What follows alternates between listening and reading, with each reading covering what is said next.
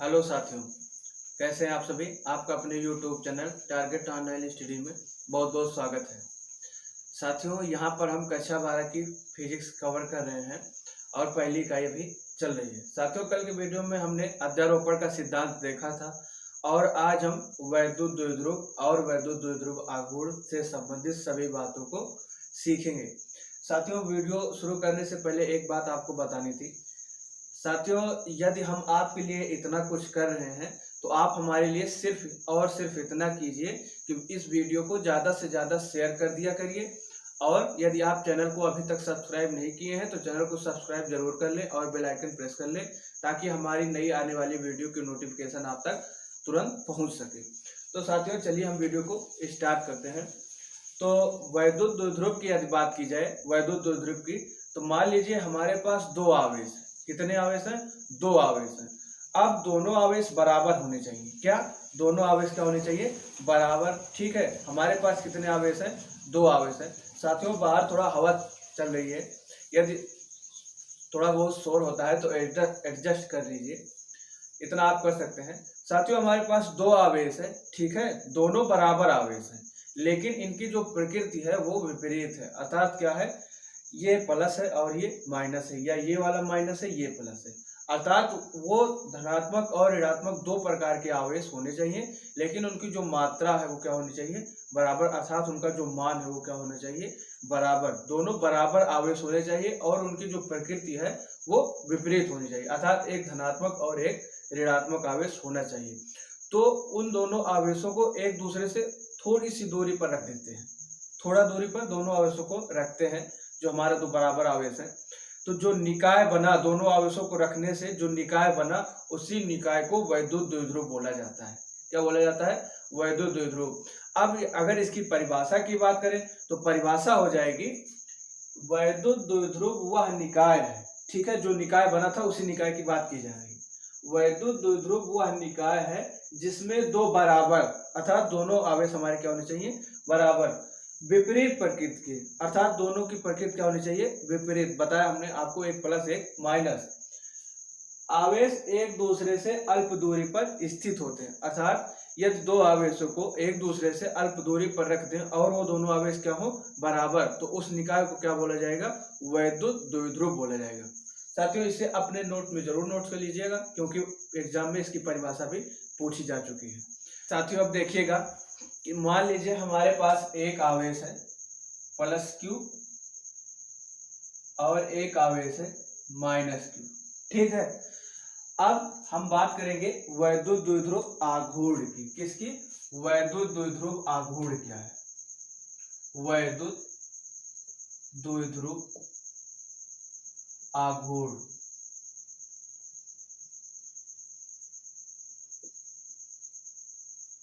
साथियों, ये दोनों टॉपिक लगभग प्रत्येक वर्ष एग्जाम में पूछे जाते हैं। अर्थात इसको अच्छे से समझिएगा और जो समझ में ना आए उसे कमेंट सेक्शन में जरूर लिखें। साथियों, आपका इतना सहयोग मिल रहा है उसके लिए आपका बहुत बहुत धन्यवाद। ऐसे ही अपना सहयोग देते रहें और यदि वीडियो पसंद आया करे तो वीडियो को लाइक जरूर किया करें। आपके लाइक से हमारा मनोबल बढ़ता है। अतः आप वीडियो को लाइक जरूर किया करें। तो साथियों, मान लीजिए हमारे पास दो आवेश है, ठीक है, इनके बीचों बीच में एक बिंदु P है। क्या है? P। यहां से यहां तक की दूरी L है और यहां से यहां तक की दूरी क्या है? L है, ठीक है।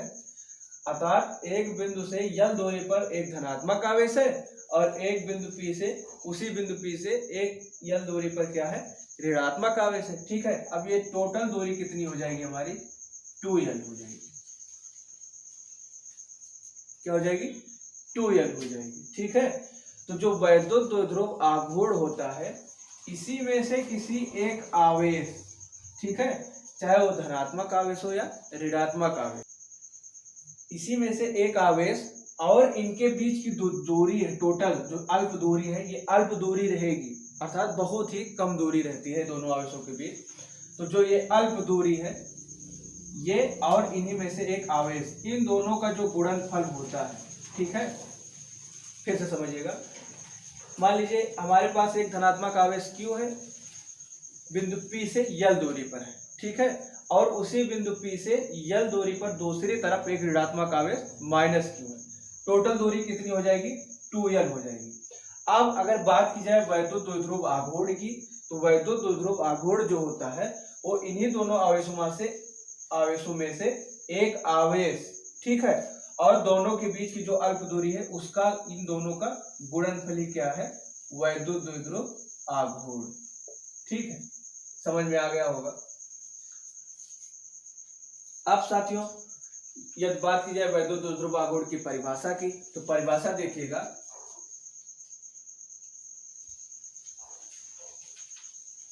वैद्युत द्विध्रुव निकाय में या वैद्युत द्विध्रुव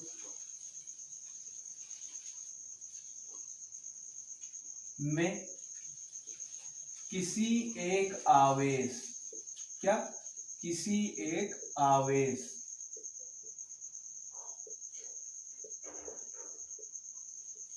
अर्थात जो वैद्युत द्विध्रुव निकाय है या वैद्युत द्विध्रुव है, इसमें से किसी एक आवेश तथा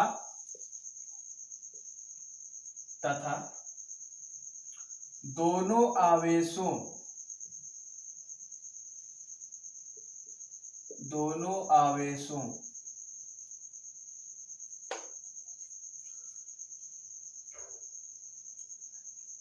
के बीच,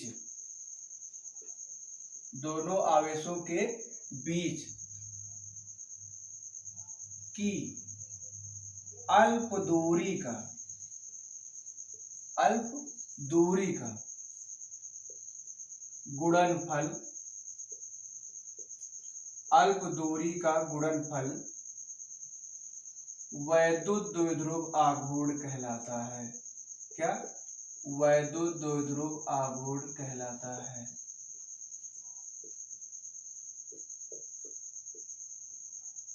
वैद्युत द्विध्रुव आघूर्ण कहलाता है। साथियों एक बात बता दूं आपको कि यदि आप अभी चैनल पर नए आए हैं तो चैनल को सब्सक्राइब कर लें और पिछले वीडियो जरूर देख लें, क्योंकि जब तक आप पिछले वीडियो देखेंगे नहीं, कॉन्सेप्ट में थोड़ा आपको प्रॉब्लम होगी। आप स्टार्टिंग से समझ लीजिए, उसके बाद ही आपको अच्छे से समझ में आएगा। अब मान लीजिए ये पहले पार्ट का लगभग अंतिम पड़ाव है, 1 या 2 दिन में हमारा पहला पार्ट खत्म हो जाएगा, तो आप शुरू से जरूर देख लीजिए, तभी आपके समझ में पूरी तरह से आएगी बात। तो फिर से देखते हैं, वैद्युत द्विध्रुव आघूर्ण का मतलब है कि यदि हमारे पास एक वैद्युत द्विध्रुव निकाय है, इसको हमने आपको समझा दिया है, ठीक है, तो उन जो निकाय होता है उसमें 2 आवेश होते हैं, तो दोनों आवेशों में से एक आवेश और जो दोनों आवेशों के बीच की दूरी होती है उसी का गुणनफल ही क्या होता है, वैद्युत द्विध्रुव आघूर्ण होता है। अर्थात और बात की जाए वैद्युत द्विध्रुव आघूर्ण को दिखाते किससे हैं, अर्थात प्रदर्शित किससे करते हैं, वैद्युत द्विध्रुव आघूर्ण को P से प्रदर्शित करते हैं। किससे, P से, कैपिटल P से। वैद्युत द्विध्रुव आघूर्ण को P से प्रदर्शित करते हैं।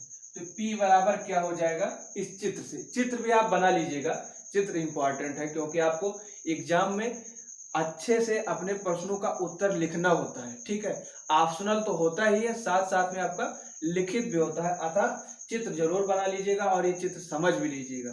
अगर आपके चित्र समझ में आ गया तो समझ लीजिए आपको पूरा समझ में आ गया। तो P बराबर क्या हो जाएगा, एक आवेश तथा उनके बीच की जो अल्प दूरी है, तो P बराबर क्या हो जाएगा, Q गुणे 2L, या P बराबर Q 2L। ठीक है, यही हमारा क्या है, व्यंजक है किसका, वैद्युत द्विध्रुव आघूर्ण का, इसे आपको याद रखना है। ठीक है, एक बार फिर से इतना देख लेते हैं, फिर आगे बढ़ते हैं। वैद्युत द्विध्रुव की परिभाषा की बात की जाए तो वैद्युत द्विध्रुव वह निकाय है जिसमें 2 बराबर अर्थात दोनों आवेश बराबर हो और उनकी प्रकृति क्या हो, विपरीत हो, अर्थात एक धनात्मक और एक ऋणात्मक हो। उनको यदि एक दूसरे से थोड़ी दूरी पर रख देते हैं, बहुत कम दूरी पर रख देते हैं, तो जो निकाय तैयार होता है उसे वैद्युत द्विध्रुव बोला जाता है। अब वही जो वैद्युत द्विध्रुव निकाय हमारा तैयार हुआ था उसी में से एक आवेश ले लिया जाए, ठीक है, जो वैद्युत द्विध्रुव निकाय था उसी में से एक आवेश ले लिया जाए और उनके बीच की जो पूरी दूरी थी, पता बहुत छोटी दूरी थी, अल्प दूरी थी उसका, ठीक है, वो आवेश और उन दोनों के बीच की दूरी का गुणनफल ही क्या है, वैद्युत द्विध्रुव आघूर्ण है। तो वैद्युत द्विध्रुव आघूर्ण की परिभाषा की बात की जाए तो वैद्युत द्विध्रुव में किसी एक आवेश तथा दोनों आवेशों के बीच की अल्प दूरी का गुणनफल वैद्युत द्विध्रुव आघूर्ण कहलाता है। साथियों, आप वीडियो को स्किप बिल्कुल मत किया करिए, क्योंकि ये कोई मूवी नहीं है या कोई सॉन्ग वीडियो नहीं है, ये आपकी तैयारी है। ठीक है, ये मान लीजिए आप स्किप कर रहे हैं, बीच में कोई भी पॉइंट चला जाएगा तो आपको समझ में नहीं आएगा, इसलिए वीडियो को पूरा शुरू से लास्ट तक जरूर देखा करिए। उसके बाद जो ना समझ में आया करे उसे आप कमेंट सेक्शन में जरूर पूछें, आपके प्रश्नों का उत्तर अतिशीघ्र दे दिया जाएगा। ठीक है, तो साथियों आशा करता हूँ इतना समझ में आया होगा। आगे देखते हैं, एक व्यंजक है वैद्युत द्विध्रुव आघूर्ण का ही व्यंजक है, उसको देखते हैं। क्यों इससे पहले आगे बढ़े आपको बता दें कि जो वैद्युत द्विध्रुव आघूर्ण है वो एक सदिश राशि है। कैसी राशि है? सदिश राशि। ठीक है, जिसका मात्रक होता है, जिसका विमेय सूत्र होता है मीटर कूलाम। क्या? Metre coulomb. और इसका विमेय सूत्र हो जाएगा LT। ठीक है साथियों, इसको भी नोट जरूर कर लीजिएगा। चलिए आगे बढ़ते हैं। तो अब हम देखेंगे कि वैद्युत द्विध्रुव आघूर्ण के कारण किसी बिंदु पर वैद्युत क्षेत्र की तीव्रता का व्यंजक। क्या? वैद्युत द्विध्रुव आघूर्ण के कारण किसी बिंदु पर वैद्युत क्षेत्र की तीव्रता। तो हमारी हेडिंग होगी वैद्युत द्विध्रुव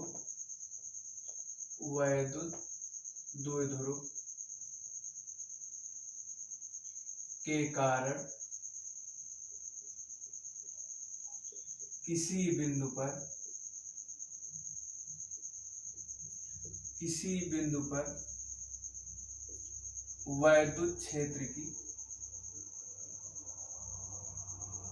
वैद्युत क्षेत्र की तीव्रता। बिंदु पर वैद्युत क्षेत्र की तीव्रता। ठीक है साथियों, तो देखते हैं। अब मान लीजिए हमारे पास कोई वैद्युत द्विध्रुव है। ठीक है, तो आप जानते हैं वैद्युत द्विध्रुव में एक धनात्मक आवेश होता है और एक ऋणात्मक आवेश होता है। ठीक है, तो मान लीजिए हमारे पास एक वैद्युत द्विध्रुव आघूर्ण है। ठीक, इसकी दूरी L है और इसकी दूरी L है, अर्थात दोनों के बीच की दूरी टोटल कितनी है? 2L है। मान लीजिए हमको यहाँ पर कोई बिंदु स्थित है जहां पर वैद्युत क्षेत्र की तीव्रता ज्ञात करनी है। किसके कारण? इस वैद्युत द्विध्रुव आघूर्ण के कारण। तो जो यहाँ पर बिंदु है उसे हम मान लेते हैं P है।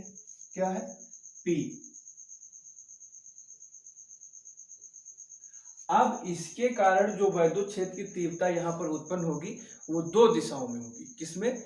इसी के अक्ष के अनुदिश होगी, लेकिन दो दिशाओं में होगी, एक इसी दिशा में और एक इस दिशा में। मान लीजिए ये जो वैद्युत क्षेत्र की तीव्रता उत्पन्न हो रही है E1 है और जो ये उत्पन्न हो रही है वो E2 है। ठीक, और यहां से यहां तक की जो दूरी है वो क्या है? R। क्या है? R। तो यदि आप माना लिखना चाहें तो बोल देता हूं, आप लिख लीजिएगा, क्योंकि वहां पर आपको चित्र को लिखना भी होता है। तो माना हमारे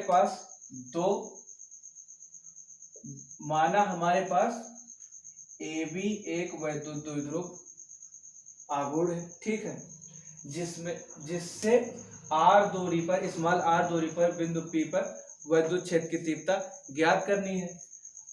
जो पहला वैद्युत क्षेत्र की तीव्रता उत्पन्न हो रही है वो E1 है और जो दूसरी वैद्युत क्षेत्र की तीव्रता उत्पन्न हो रही है वो E2 है। किसके कारण? इस वैद्युत द्विध्रुव आघूर्ण के कारण या वैद्युत द्विध्रुव के कारण। ठीक है, आप मान लिखिए। आप देखिए यहाँ जो प्लस Q के कारण इस बिंदु पर वैद्युत क्षेत्र की तीव्रता उत्पन्न हो रही है, किसके कारण? प्लस Q के कारण। वो कौन सी है? E1। और जो माइनस Q के कारण उत्पन्न हो रही है वो कौन सी है? E2। तो अब आपको हमने पिछले वीडियो में वैद्युत क्षेत्र की तीव्रता का एक व्यंजक बताया था कि जो E होता है वो होता है 1/4 पाई एप्सिलॉन नॉट Q/R²। यह क्या होता है, वैद्युत क्षेत्र की तीव्रता होती थी। ठीक है, तो यहाँ पे इसी के अनुसार क्या हो जाएगा, अब मान लीजिए हमारे पास आवेश हमको पता है, ठीक है, अब दूरी ज्ञात करनी है।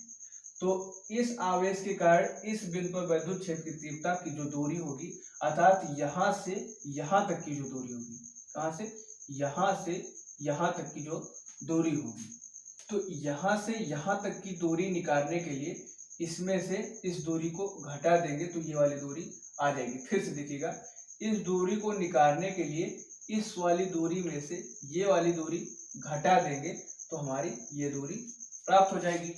तो जो पहली क्षेत्र की तीव्रता हो जाएगी, अर्थात जो E1 होगी वो क्या होगी, 1/4 पाई एप्सिलॉन नॉट Q अपान, तो यहां से ये दूरी घटाई जा रही है, अर्थात R बराबर क्या हो जाएगा, R माइनस यल। ये वाली दूरी R है और ये वाली यल है, तो R में से यल घटा देने पर ये दूरी आ जाएगी। तो R स्क्वायर के स्थान पर क्या हो जाएगा, R माइनस यल का होल स्क्वायर, क्योंकि हमारा R बराबर R माइनस यल आया है और सूत्र में क्या है, R स्क्वायर है, इसलिए यहाँ पर क्या हो जाएगा, R माइनस यल का होल स्क्वायर। ठीक, उसी प्रकार E2 बराबर निकालने के लिए E2 बराबर क्या हो जाएगा, मान लीजिए 1/4 पाई एप्सिलॉन नॉट Q अपान, अब यहाँ पे दूरी देखते हैं, तो ये वाली दूरी मतलब यहाँ से यहाँ तक की दूरी निकालने के लिए हमारे पास R यहाँ तक है और ये यल है, तो दोनों को क्या करेंगे, आपस में जोड़ देंगे, तो यहाँ पर हो जाएगा R प्लस यल का होल स्क्वायर। इतना समझ में आ गया साथियों? चलिए ठीक है, आगे देखते हैं। अब जो टोटल वैद्युत क्षेत्र की तीव्रता उस बिंदु पर होगी, इन्हीं दोनों वैद्युत क्षेत्र की जो तीव्रता है, इन्हीं दोनों का अंतर ही फाइनली हमारा वैद्युत क्षेत्र की तीव्रता हो जाएगी। अर्थात जो E बराबर होगा, E बराबर वो दोनों के बीच का अंतर होगा, E1 माइनस E2 हो जाएगा। अब यहाँ से हम रखते हैं, तो E1 बराबर है 1/4 pi epsilon naught Q upon R minus यल का होल स्क्वायर। ठीक, फिर माइनस, अब इसकी बात की जाए, किसको रखते हैं, E2 बराबर भी क्या है, 1/4 pi epsilon naught Q upon R plus यल का होल स्क्वायर। ठीक साथियों, इतना समझ में आ गया, कोई दिक्कत नहीं। अब हम देखेंगे दोनों पार्ट में Q और 1/4 पाई एप्सिलॉन नॉट कॉमन है। ठीक है, तो इसको कॉमन ले लेते हैं, तो हो जाएगा Q upon 4 pi epsilon not common हो जाएगा। ठीक है, और अंदर में क्या बचेगा, यहाँ पर 1/R माइनस यल का होल स्क्वायर बचा, क्योंकि 1/4 पाई एप्सिलॉन नॉट कॉमन हो गया था और Q कॉमन हो गया था, तो बचा क्या, 1/R माइनस यल का होल स्क्वायर और माइनस, अब यहाँ पर क्या बचा है, यहाँ पे Q और 1/4 पाई एप्सिलॉन नॉट बाहर हो गया, तो 1/R प्लस यल का होल स्क्वायर बचा। ठीक, अब आप इसको त्रिज्या गुणा से हल करते हैं, तो Q upon 4 pi epsilon naught ऊपर हो जाएगा ये R प्लस यल का whole square minus R minus यल का होल स्क्वायर। ठीक, और नीचे क्या हो जाएगा, R माइनस यल का होल स्क्वायर R प्लस यल का होल स्क्वायर। ठीक, इतना समझ में आ गया। अब आगे देखते हैं साथियों, अब ऊपर वाला हल करते हैं, तो हो जाएगा Q upon 4 pi epsilon naught, bracket में ये क्या हो जाएगा, R a square plus B square, a plus B का होल स्क्वायर का फार्मूला लग रहा है, तो R square plus L square plus 2R L. ठीक, अब माइनस लगा है, तो माइनस के बाद क्या होगा, R square plus L square minus 2R यल बटे, जब इसको हल करेंगे a माइनस यल का होल स्क्वायर इंटू ए प्लस, अर्थात R प्लस यल का होल स्क्वायर, तो ये हो जाएगा R square minus L square का होल स्क्वायर। अर्थात इसमें वर्ग लगा है और ये क्या है, a minus B A plus B. ठीक है, तो आगे देखते हैं साथियों। अब ब्रैकेट के बाहर माइनस लगा है तो अंदर के निशान क्या होंगे, बदल जाएंगे। तो हो जाएगा q upon 4 pi epsilon not. आप पहले समझ लिया करिए पूरा, उसके बाद दोबारा से वीडियो चलाकर तब इसको आप नोट किया करिए। ठीक है, एक बार जब समझ लेंगे तो नोट करने में आसानी होगी, क्या कहाँ से कैसे आया तभी समझ में आएगा जब एक बार आप पूरी तरह से समझ लेंगे। तो q upon 4 pi epsilon naught ऊपर बच जाएगा हमारा R square plus L square plus 2rl। अब यहाँ माइनस था तो अंदर के निशान बदल रहे हैं, minus R square minus L square plus 2rl। और नीचे हमारा क्या है, R square minus L square का होल स्क्वायर। ठीक है, अब आर स्क्वायर यल स्क्वायर धन में है, ये ऋण में है, तो ये आपस में घट जाएंगे। साथियों ध्यान दीजिएगा, वो कटते नहीं है। क्या है कि एक ऋण में है और एक धन में, अर्थात एक माइनस है एक प्लस है, तो आपस में घट जाते हैं ना कि कट जाते हैं। आप इंटर में हैं तो आपको ये जानना जरूरी है। आप दरअसल आमतौर पर देखे होंगे कि विद्यालयों में या बहुत सारी जगहों पर बोला जाता है कि ये कट जाते हैं। कटते नहीं है साथियों, कटते कब है, जब भाग दिया जाता है। यहाँ पर भाग की बात नहीं है, यहाँ पर धन और ऋण की बात है। तो यहाँ पर कटेंगे नहीं, क्या होंगे, घट जाएंगे। तो एक धन में है और एक ऋण में है तो वो क्या होगा, घट जाएगा। तो बचा क्या, 2rl और 2rl जुड़ जाएंगे तो क्या होगा, 4rl ऊपर बच जाएगा और नीचे हमारा है ही है।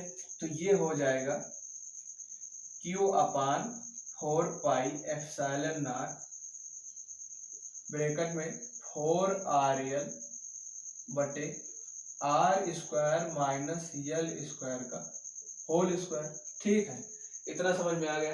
अब आगे देखते हैं साथियों, इतना एक बार फिर से देख लेते हैं। तो जो E1 निकला था वो मतलब प्लस Q के कारण जो यहाँ पर आवेश था वो 1/4 पाई एप्सिलॉन नॉट, और जो R के स्थान पर आया Q माइनस R का होल स्क्वायर, उसको हमने बताया कि ये वाली दूरी निकालनी थी यहाँ से यहाँ तक की, इसलिए इतनी दूरी में से इतनी दूरी घटा दी गई तो हो गया R माइनस यल का होल स्क्वायर। उसी प्रकार इस वाले में यहाँ से यहाँ तक की दूरी निकालनी थी तो R में प्लस जोड़ दिया गया था, तो E1 और E2 मिल गया था। अब हमने आपको बताया जो फाइनली वैद्युत क्षेत्र की तीव्रता होगी इन दोनों का अंतर होगा, तो E1 माइनस E2 E बराबर रख दिया गया। इस व्यंजक को उठाकर यहाँ पर रखा गया। ठीक है, अब यहाँ पर 1/4 पाई एप्सिलॉन नॉट और Q क्या था, कॉमन था, तो इसको बाहर रख लिया गया, अंदर में जो बचा उसको लिखा गया। अब इसका यहाँ गुणा हुआ, इसका यहाँ गुणा हुआ और इसका यहाँ गुणा हुआ, तो हमारा इतना हो गया। ठीक है, इसको आगे हल करते हैं, Q/4 pi epsilon naught a plus B का होल स्क्वायर खोलते हैं यहाँ पर, और दूसरा a माइनस बी का होल स्क्वायर लगाते हैं। अब यहाँ ब्रैकेट से पहले माइनस था, अंदर का निशान बदल गया, तो R square plus L square यहाँ था, minus R square minus L square यहाँ था, तो ये आपस में घट गए। ऊपर 2rl और 2rl मिलकर 4rl बने और नीचे हमारा उतना ही रहा। अब ये आगे क्या हो जाएगा, ठीक है, इसे हम लिख सकते हैं साथियों, यहाँ पर देखिए। अब यहाँ के बाद यहाँ पे देखिए, अब जो Q/4 पाई एप्सिलॉन नॉट है, ठीक है, क्या है, Q/4 pi epsilon not 4rl को हम लिखते हैं क्या, 2, साथियों इसको Q/4 पाई एप्सिलॉन नॉट को हम लिखते हैं 1/4 पाई एप्सिलॉन नॉट, और Q का गुणा अंदर में करा देते हैं और इसको लिखते हैं 2, मतलब जो 4 है उसको 2 × 2 लिखते हैं। ठीक है, और Q का अंदर गुणा कराया था तो 2Q हो गया, और क्या था हमारा RL अपान R square minus L square का होल स्क्वायर। अर्थात फिर से देखिएगा, जो 4 था उसको 2 × 2 लिख दिया गया, और जो Q था उसका अंदर में गुणा करा दिया गया। टोटल इतना ही किया गया है। किस लिए किया गया है ये बात आगे देखिएगा। तो ये हो जाएगा 1/4 पाई एप्सिलॉन नॉट अब साथियों हमने आपको अभी थोड़ी देर पहले वैद्युत द्विध्रुव आघूर्ण या वैद्युत द्विध्रुव का व्यंजक बताया था। क्या होता है? P बराबर 2Ql होता है। ठीक है, तो यहां से कहां से जो 2Ql है अर्थात 2Q और L ले लेंगे। ठीक है, तो इसको लिख देंगे 2R और 2QL के स्थान पे क्या हो जाएगा? P अपान R square minus L square का होल स्क्वायर। इसको एक बार फिर से देखिएगा, 2QL की बात की जा रही है। 2Q और L इन दोनों को आपस में मिलाने पर हमारा क्या बनता था? P अर्थात वैद्युत द्विध्रुव। तो यहाँ पे क्या रख देंगे? P और हमारा बचा रहा 2 और R, ये बचा रहा तो इसको बाहर लिख लिया गया अलग से। अब साथियों इस अवस्था में क्या होता है कि जो लंबाई होती है वो बहुत कम होती है। मान लीजिए जो इनकी बीच की दूरी है R वो बहुत ज्यादा है, किससे? L से, अर्थात L का मान एकदम नगण्य है। तो यहाँ पर क्या हो जाएगा? 1/4 पाई एप्सिलॉन नॉट। साथियों थोड़ा लंबा हो जा रहा है, लेकिन क्या किया जाए, इतना लंबा आएगा ही। आपको एकदम सरल भाषा में समझाया जा रहा है तो थोड़ा लंबा हो सकता है। आप वीडियो को कहीं भी स्किप मत करिएगा, पूरा वॉच कीजिएगा। तो ये हो जाएगा 1/4 pi epsilon not 2PR upon R square है, सिर्फ यहाँ पर R स्क्वायर बचेगा और इसका स्क्वायर लगेगा। अब स्क्वायर से स्क्वायर क्या होते हैं? R की घात 4 हो जाएगी। ठीक है, क्या हो जाएगी? R की घात 4। अब एक R से यहाँ एक R कट जाएगा तो क्या बच जाएगा? 1/4 pi epsilon not 2P upon R की पावर 3। साथियों यही फाइनल है। अब इसको लिखेंगे कैसे? तो हमारा क्या निकल रहा था? E बराबर, तो हो जाएगा E बराबर 1/4 pi epsilon not 2P upon R cube Newton प्रति कूलम। साथियों वैद्युत क्षेत्र की तीव्रता है, व्यंजक लिखना जरूरी है। तो यही हमारा फाइनली क्या मिला? वैद्युत द्विध्रुव के कारण किसी बिंदु पर वैद्युत क्षेत्र की तीव्रता। साथियों एक बार फिर से देखते हैं और अच्छे से समझिएगा। E1 बराबर हमने आपको बताया कहां से आया, E2 बराबर बताया कहां से आया। आपको समझने वाली बात क्या है? यहां से तो आपको बताया कि माइनस ब्रैकेट के पहले माइनस है और अंदर में a माइनस बी का होल स्क्वायर का सूत्र लगाया गया है। अब ब्रैकेट खोलने पर माइनस निशान वजह से अंदर के चिन्ह क्या होंगे? बदल जाएंगे और आर स्क्वायर और L square minus R square minus L square से क्या होंगे? घट जाएंगे और ये दोनों जुड़ जाएंगे। 2RL मिलकर 4RL हो जाएंगे। अब साथियों जो 4RL है इसको हम तोड़ते हैं। किसमें तोड़ते हैं? 2 गुणे 2 में। जो 4 था उसको 2 into 2 में तोड़ लेते हैं और जो Q था इसका अंदर में गुणा कराते हैं और RL हमारा पहले से ही बचा है। ठीक है, अब यहाँ पर हमने आपको बता दिया है पहले ही, वैद्युत द्विध्रुव बराबर होता है 2QL। तो 2QL के स्थान पे क्या हो जाएगा? P हो जाएगा वैद्युत द्विध्रुव की जगह। अब यहाँ पे 2 और R हमारा बचा रहा। ठीक है, अब आगे मान लेते हैं क्या कि जो L बराबर है वो R से बहुत ही कम है, एकदम बहुत ही नगण्य समझिए आप। तो जो R है यहाँ पे ब्रैकेट में लिख लीजिएगा, जो R है वो L से बहुत ही बड़ा है, अर्थात R की अपेक्षा L का मान नगण्य है। तो यहाँ पे L का मान नगण्य हो गया। ठीक है, तो ये R स्क्वायर का स्क्वायर था तो हो गया R की पावर 4। तो R से एक R कट गया तो हमारा बचा क्या? 1/4 pi epsilon not 2P upon R cube. ठीक है साथियों, तो E बराबर क्या मिलेगा हमको? E बराबर मिला 1/4 pi epsilon not 2P upon R cube और मात्रक आप जानते हैं न्यूटन प्रति कूलम। साथियों थोड़ा टिपिकली था लेकिन इंटर की फिजिक्स है, क्या किया जाए। आशा करता हूँ आपकी समझ में आ गया होगा। एक बार समझिए, 2 बार समझिए और हाँ उसके बाद भी समझ में नहीं आता है तो आप हमें नीचे कमेंट सेक्शन में लिखिए, हम आपको फिर से एक बार इसे समझा देंगे यदि आपके समझ में नहीं आया होगा तब। साथियों ये क्या था?